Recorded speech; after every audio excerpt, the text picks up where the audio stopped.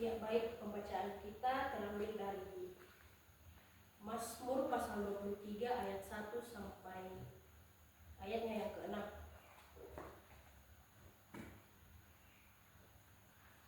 Mazmur 23 ayat 1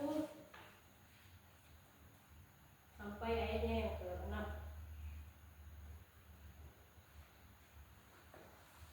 Tuhan gembalaku yang baik.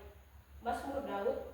Tuhan adalah gembalaku, takkan kekurangan aku.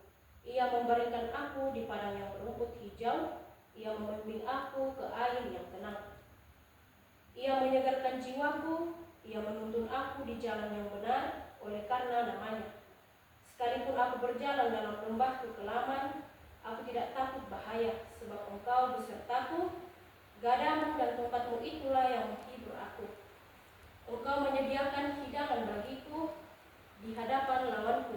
Engkau mengurapi kepalaku dengan minyak, pialaku penuh melimpah. Kebajikan dan kemurahan belaka akan mengikuti aku seumur hidupku, dan aku akan diam dalam rumah Tuhan sepanjang masa. Shalom, selamat sore teman-teman semuanya. Shalom. Ya, pada kesempatan kali ini saya akan berkhotbah atau menceritakan tentang kebenaran firman Tuhan yang diberi satu tema, tidak cemas akan masa depan. Nah, apakah ada dari teman-teman pada saat ini yang tidak pernah takut akan masa depannya? Tidak ada. Ya, tentu kita semua pasti merasakan hal tersebut ya, takut akan masa depan kita.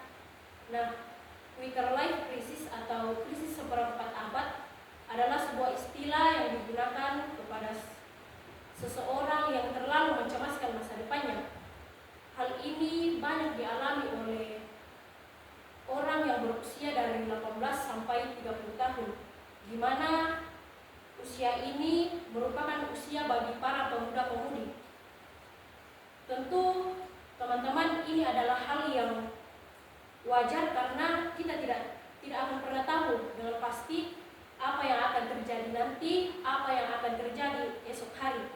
Terlebih lagi apa yang akan terjadi pada masa depan kita.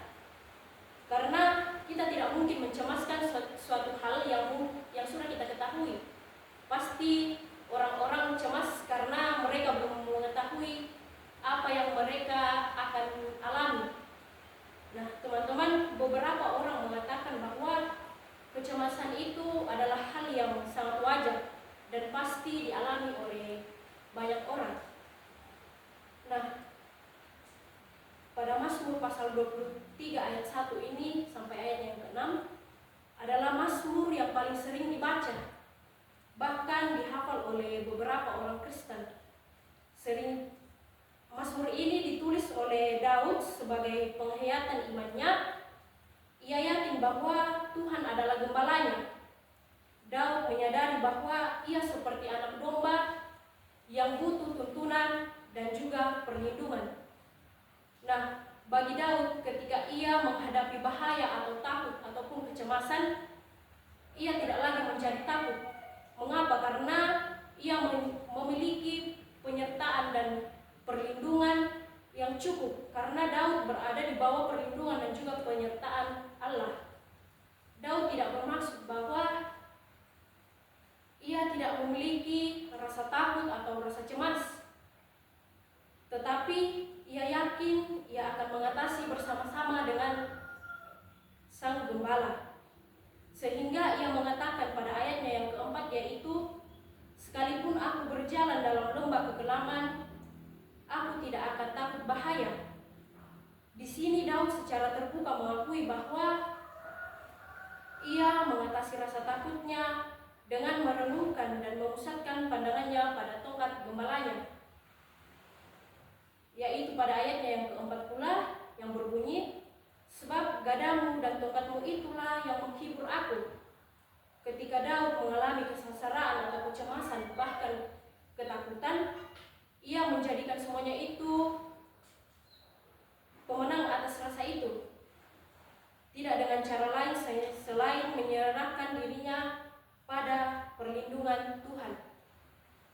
Nah, teman-teman, seperti Daud, kita pasti pernah merasakan yang namanya krisis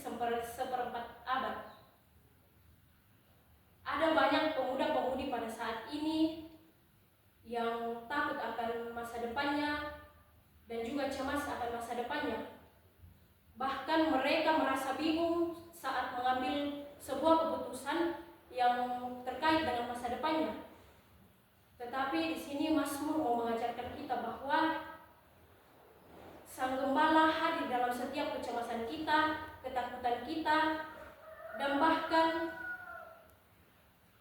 Ia hadir dengan tongkat dan gadanya. Ia menuntun kita melalui hari-hari yang penuh dengan ketidakpastian. Sebab sekalipun apa yang akan terjadi kita tidak tahu pasti, tetapi pertolongan Sang Gembala adalah sebuah kepastian. Kebaikan Sang Gembala tidak akan pernah gagal. Bahkan Ia menjangkau apa yang sedang kita cemaskan, termasuk masa depan kita sendiri. Maka dari itu, marilah teman-teman semua jangan pernah takut dan cemas akan masa depan kita. Yakin dan percayalah bahwa masa depan kita sudah diatur oleh Tuhan Yesus Kristus, asalkan kita mau yakin dan percaya kepadanya. Amin.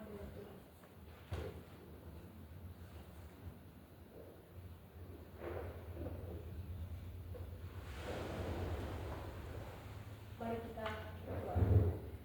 Bapa dalam kerajaan surga, kembali kami anak-anak-Mu menunduk di hadapan hadirat-Mu, menandai segala berkat yang masih senantiasa Engkau limpahkan kepada kami. Bukti nyata ya Tuhan, Engkau masih memberikan kami kesempatan untuk membaca serta merenungkan kebenaran firman-Mu. Biarlah firman-Mu ini yang telah kami baca serta kami dengarkan